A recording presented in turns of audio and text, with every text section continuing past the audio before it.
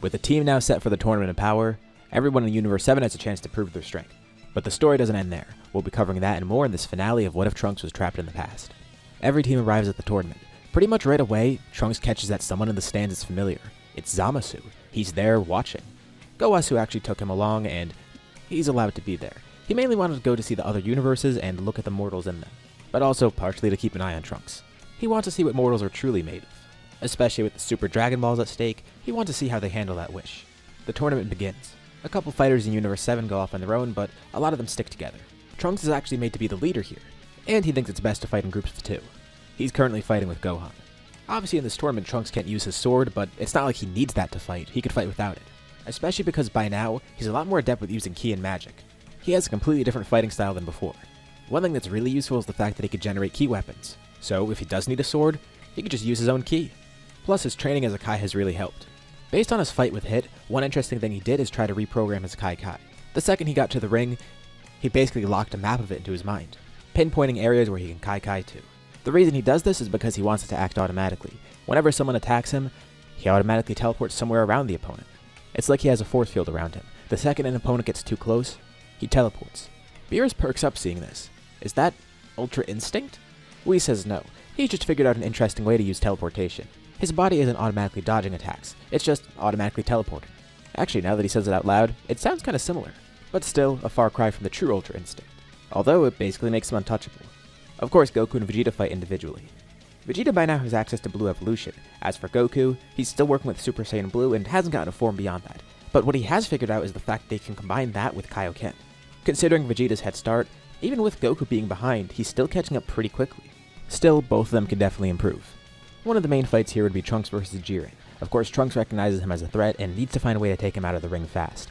Knowing that Trunks is basically no nonsense when it comes to fights, and with the fact that the universe is at stake here, he has no room to screw up. Pretty much immediately he goes Super Saiyan Rose, going to attack Jiren. The two briefly fight, and Jiren's a little taken aback by his strength, with Trunks also taken aback by his strength. He's had Rose for so long and has trained with it so much, but he's never really had a strong opponent since Hit. He hasn't had to use it much at its full power, especially not recently. He never realized how much he grew. And that's just his raw power, that's not even accounting for the fact that he has magical abilities now. He has a bunch of strange techniques on top of his raw strength. And amidst the battle, Vegeta comes along to watch. Some people from other universes try to attack him, but he simply transforms and knocks them out of the ring. He doesn't want to be distracted. He wants to see how Trunks does. At the same time, also wanting to see how the other Trunks does. Present Trunks fights a lot with Goten, and also Piccolo's there to watch them. They're doing pretty well together. Trunks is really hoping he could prove himself because he always feels like he's outshined by the other Trunks, which makes sense, the other Trunks is older and stronger. But he's taken his training very seriously, especially with the fact that Goten briefly got ahead of him. He's working as hard as possible. He's a much more serious warrior like his future self. With Trunks fighting Jiren, Gohan eventually joins up with Goten and Trunks. So present Trunks then splits up with Piccolo, and Gohan goes with Goten. Piccolo sees that these three in particular have grown a lot too. Of course, Gohan's at a different level than Goten and Trunks. And even without Ultimate, Gohan would probably be around where he is normally just because of the fact that he's been training more in general. Plus, Super Saiyan 3 really helps. But more so, Piccolo's noticed that these three have grown a lot more serious as warriors. They don't have as many fatal flaws. Granted, Goten and Trunks are still pretty young, so they still have issues and things that they could fix. But as for Gohan, he doesn't let power get to his head. He's a very cool-headed warrior and his technique is great. The battle between Trunks and Jiren continues. Dispo and Toppo then jump in to watch. With Dispo then attacking Vegeta, and Toppo is about to join in too, but then Goku attacks him. This kind of pisses Vegeta off, but it's fine. He did want to fight those two on his own, but maybe it's better this way. Jiren is actually pretty impressed by Trunks' strength, but what's most impressive is his magic. He then begins raising sections of the ring around Jiren, with him effortlessly breaking through it. But this is basically a smokescreen. He Kai-Kais behind Jiren, and he instantly reacts to attack Trunks. But when he attacks Trunks, it isn't Trunks, it's a clone. The real Trunks then comes in from above, with a blunt weapon made of ki, slamming Jiren on the head and knocking him through the ring. Jiren grabs onto the sides of the ring as he falls through, with Trunks launching a blast straight down, propelling himself back up into the air, and pushing Jiren even further down. Jiren then digs his way back up. But then Trunks moves his hands in weird formations, as the ring below him is sliced up into a bunch of different blocks. Jiren still has enough momentum to go up, but there's a huge hole beneath him. But this is all he needs. Trunks then uses all his power, launching a beam directly upwards, propelling him down into Jiren with a kick. As the two of them fall, they exchange blows. Jiren's about to grab onto the ring again, but Trunks is able to encase his hands in Kachin. Not as tough as the ring itself, but at least makes his hand immobilized for a second. To break out of it, Jiren hits one of the blocks of Kachin on Trunks, although he teleports away at the last second, Kai-Kaiing right above Jiren, and then with all his focus, trying to paralyze him with magic. Jiren is still falling, this is all happening within a split second. He tries to launch a beam to propel himself back up, but Trunks' paralysis is actually too strong here. Trunks then swipes his finger a bunch above him, cutting out an even bigger hole in the ring. There's a giant crater in it that anyone could fall through, and now Jiren has no way to get back up.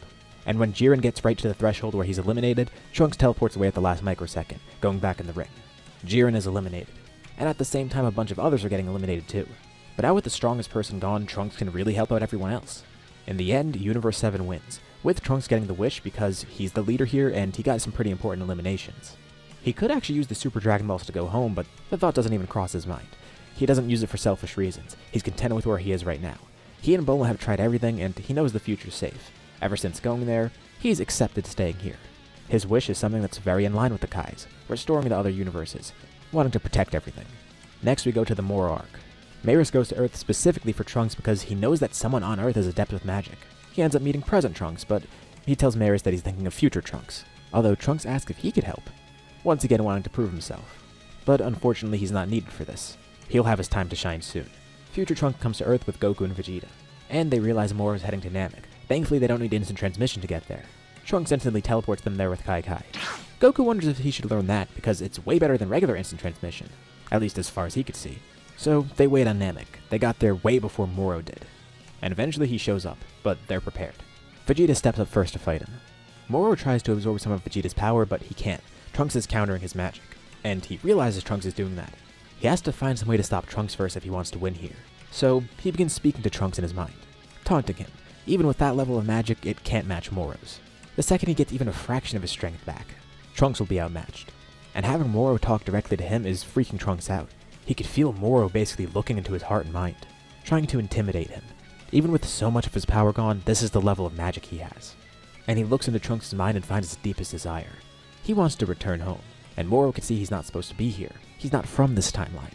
Then he starts speaking directly to Trunks. He could help him get back. Working on time travel with magic shouldn't be too hard. He can give Trunks everything, and more. Once he regains his magic powers, that is. Of course, Trunks doesn't fall for this, but it does briefly catch him off guard. How does Moro know all of that? How did he get that much info? Briefly, this intimidation lets Moro fight back, absorbing some of Vegeta's energy, but Trunks quickly gets back into the fight. Not actually fighting, but just suppressing Moro's magic. Goku then swaps out with Vegeta, with Trunks offering to heal Vegeta. He apologizes, but Vegeta said it's not his fault. This guy is different than any other villain they've dealt with. But Trunks has to remember, he can't let this guy get in his head. It's not even the fact that Trunks is tempted by this, it's the fact that Moro was bringing up recessed things that he didn't realize he felt. He thought he accepted being here, but does he really? Moro made him second guess himself in that moment. And that's what caught him off guard. Vegeta then yelled out to Goku saying now it's his time to finish this. He just needed to talk to Trunks quick. No fair, Goku was having fun. But the two swap out and Vegeta finishes the fight. Trunks thought he's come to accept his new home, but deep down, does he still not feel happy here, even after all this time? Why can Moro see that, and more importantly, is it true? Trunks is left with these feelings, and doesn't really act on any of them. He continues working under Shin and Kibito, but still, this does stick with him. He needs to make a choice. We skip forward a bit, eventually going to Superhero because there's nothing with Granola, and obviously nothing with Broly. The Gammas are still created by Dr. Hedo. Gamma 2 is sent out to attack Piccolo, and Gamma 1 is sent to fight Trunks. Although he ends up fighting the wrong Trunks because obviously there's two of them. More than enough reason for Red Pharmaceuticals to see them as threats, because they have that data from future Trunks showing up and fighting Frieza and Cold. So whatever Trunks this is, they know he's a threat. Thankfully Goten is training with Trunks at the moment too, so Trunks doesn't fight alone.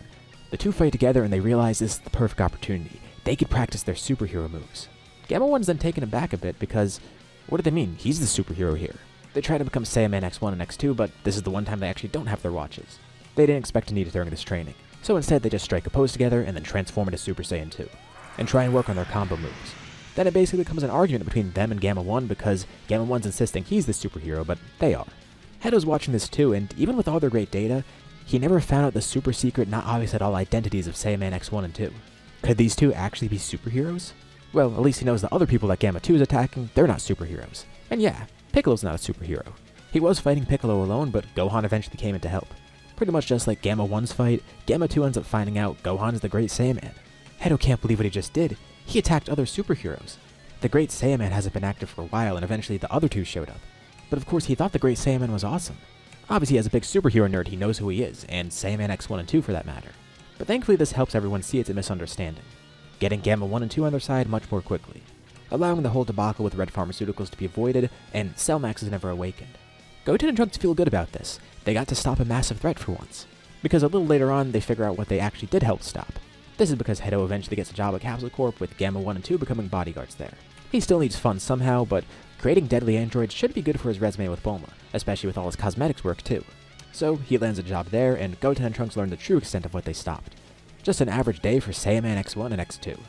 One day at Capsule Corp, Hedo stumbles upon some of Bulma's work on the time machine, and this is all amazing. He's never seen anything like this.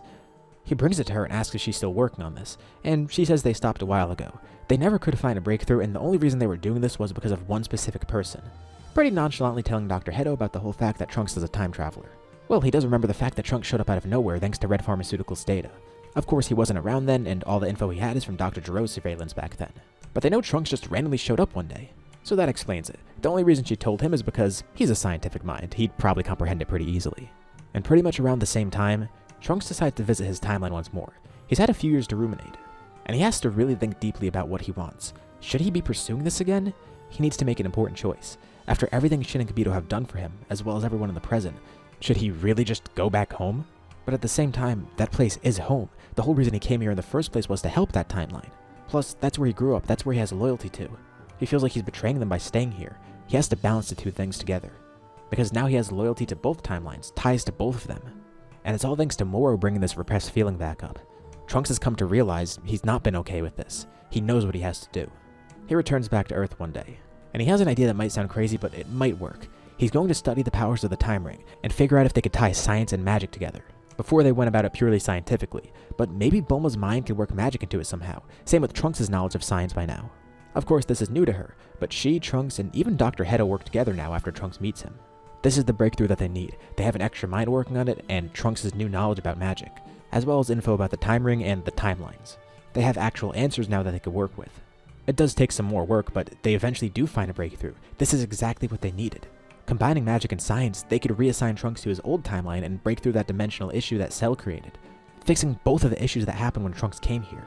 Essentially what Bulma's doing is making a mechanical version of the Time Ring, implemented into the time machine. This is a proper way of travel. And really, they shouldn't be doing this. But Shin knew this would come eventually.